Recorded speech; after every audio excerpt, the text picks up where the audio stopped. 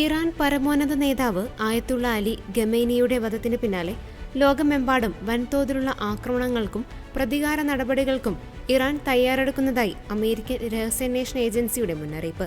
ഇതിനായി ഇറാൻ തങ്ങളുടെ സ്ലീപ്പർ സെല്ലുകൾക്ക് ആഗോളതലത്തിൽ ആക്രമണം നടത്താൻ രഹസ്യ നിർദ്ദേശം നൽകിയതായി US ഇന്റലിജൻസ് കണ്ടെത്തി. ഖമേനിയുടെ മരണത്തിന് പ്രതികാരമായി പാശ്ചാത്യ രാജ്യങ്ങളിലെയും മിഡിൽ ഈസ്റ്റിലെയും തന്ത്രപ്രധാന കേന്ദ്രങ്ങളെ ലക്ഷ്യമിട്ടാണ് ഈ നീക്കം.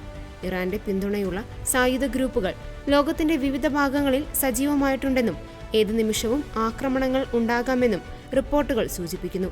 അമേരിക്കയുടെയും ഇസ്രായേലിന്റെയും എംബസികൾ, സൈനിക കേന്ദ്രങ്ങൾ, പ്രമുഖ വ്യക്തികൾ എന്നിവർക്ക് നേരെ ആക്രമണമുണ്ടാകാൻ സാധ്യതയുണ്ടെന്നാണ് മുന്നറിയിപ്പ്. മാസങ്ങളോളം നീണ്ട നിരീക്ഷണത്തിനൊടുവിൽ CIA നൽകിയ കൃത്യമായ വിവരങ്ങളുടെ അടിസ്ഥാനത്തിലാണ് ഖമേനിയെ ലക്ഷ്യമിട്ട് ആക്രമണം നടത്തിയതെന്നാണ് റിപ്പോർട്ടുകൾ വ്യക്തമാക്കുന്നത്. ടെഹ്റാനിൽ നടന്ന ഉന്നതതല യോഗത്തിനിടെയാണ് അദ്ദേഹം കൊല്ലപ്പെട്ടത്. ഇറാന്റെ നീക്കങ്ങളെ തുടർന്ന് അമേരിക്ക തങ്ങളുടെ സുരക്ഷാ സംവിധാനങ്ങൾ ശക്തമാക്കിയിട്ടുണ്ട്.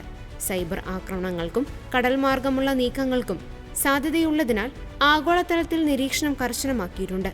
അതേസമയം ഇറാൻ യുദ്ധത്തിന്റെ ഏക വിജയി റഷ്യയാണെന്ന് യൂറോപ്യൻ യൂണിയൻ മേധാവി അന്റോണിയോ കോസ്റ്റ പറഞ്ഞു. അമേരിക്ക ഇസ്രായേൽ ആക്രമണവും ഇറാന്റെ തിരിച്ചടിയെയും തുടർന്നുണ്ടായ ഊർജ്ജ പ്രതിസന്ധിയിൽ റഷ്യയ്ക്ക് വൻ സാമ്പത്തിക ലാഭം ലഭിച്ചുവെന്ന് അദ്ദേഹം പറഞ്ഞു. യുക്രൈനിൽ നിന്ന് ശ്രദ്ധയും സൈനിക ശേഷികളും പശ്ചിമേഷ്യയിലേക്ക് തിരിച്ചുവിട്ടത് റഷ്യയ്ക്ക് ഗുണം ചെയ്തുവെന്നും യൂറോപ്യൻ കൗൺസിലിന്റെ അധ്യക്ഷൻ കൂടിയായ കോസ്റ്റ പറഞ്ഞു.